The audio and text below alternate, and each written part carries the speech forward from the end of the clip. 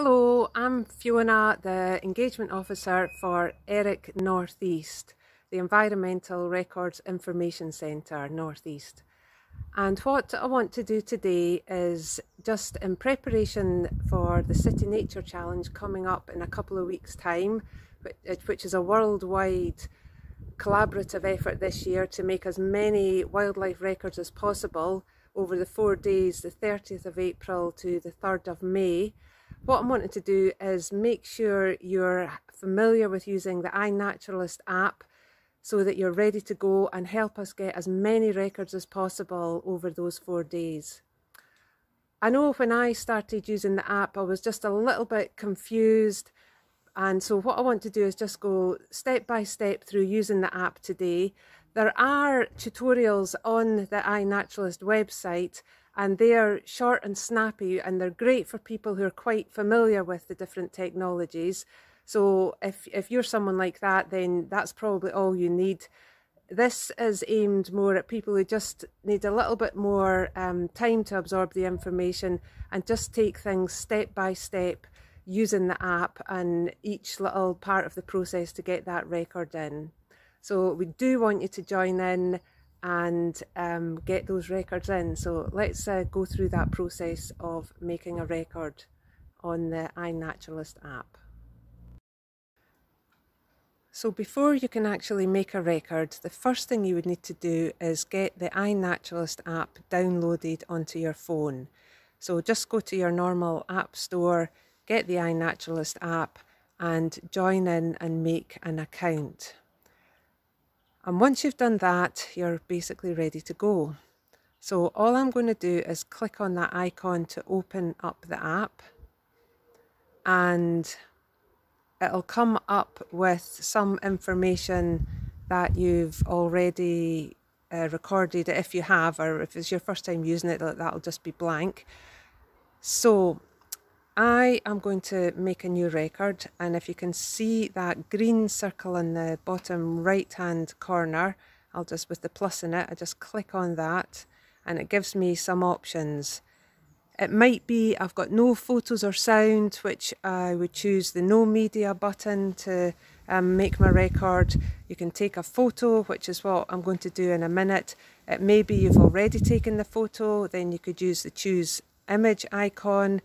You can make a sound recording, you're good for birdsong, and also you might already have a recording on your phone that you could upload, use that icon to upload it to your phone and upload it into iNaturalist. But today I'm going to take a photo, so I'm just going to click on that middle icon and that brings up my camera.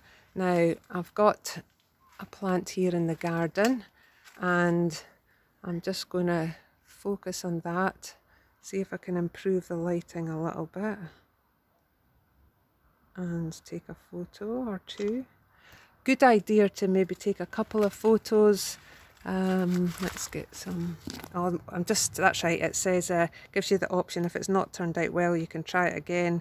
That looks okay to me. I'll say that's okay. So now I'm wanting to add another photo. So at the top to the left of the photo I've taken, you can see that camera and the plus. I'm just going to click on that and I'm going to take another photo. I think I'll get some of these other leaves down here. It's quite bright today, so let's see how we go.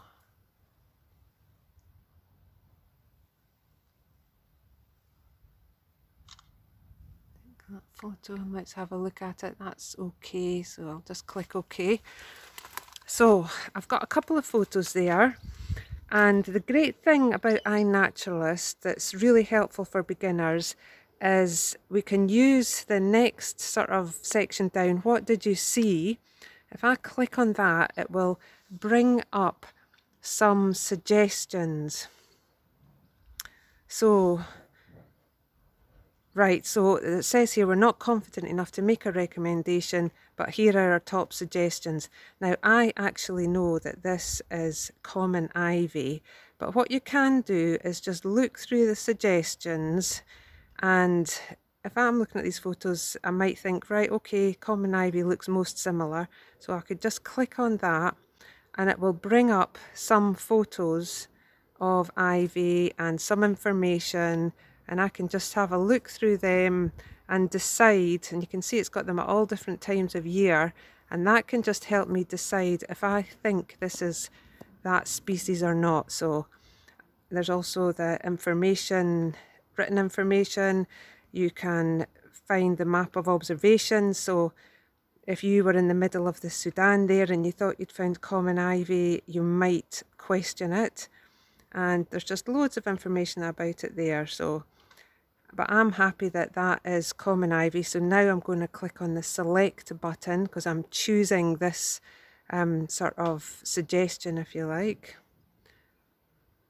And then I can just work through the rest of the form, make any notes I wanted. You know, if it was animals, you might have things like the number that you saw, or if they were young, adults, juveniles, things like that.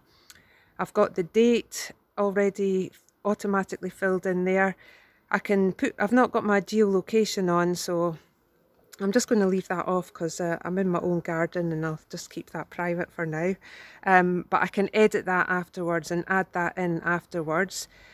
This next line about location visibility is quite useful.